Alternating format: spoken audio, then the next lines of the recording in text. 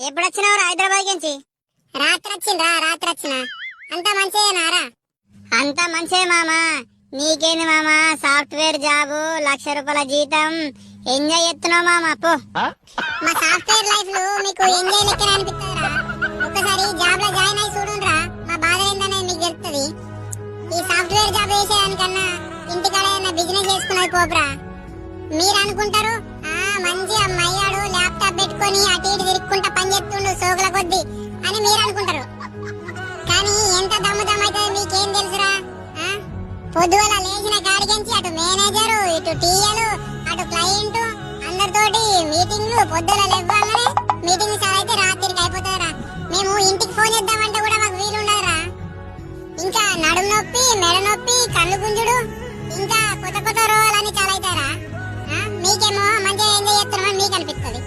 ఒక్కొక్కసారి మాకే అనిపిస్తారా మా నెత్తి ఉంటుందా మరి పోతుందా అని మాకే అనిపిస్తారా. అంత గరం అవుతారా నెత్తి. రారా మామారా, మా కంపెనీలా జాయిన్ చేపిస్తా, అప్పుడు తెలుస్తారా మా బాధలేందనేది.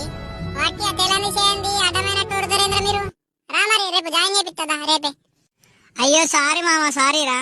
ఓర్ని అవ్వ, నేను ఇంటికాడ ఉండి అని ఒక పని చేసుకుంటా గానీ ఈ సాఫ్ట్వేర్ జాబ్ అద్దరా బాబు. నాకు ముందే నాకు నెత్తి తక్క, ఇంకా ఈ సాఫ్ట్వేర్ చేసుకుంటా ఆయనతో నెత్తి ఉంటుందా పోతుందా.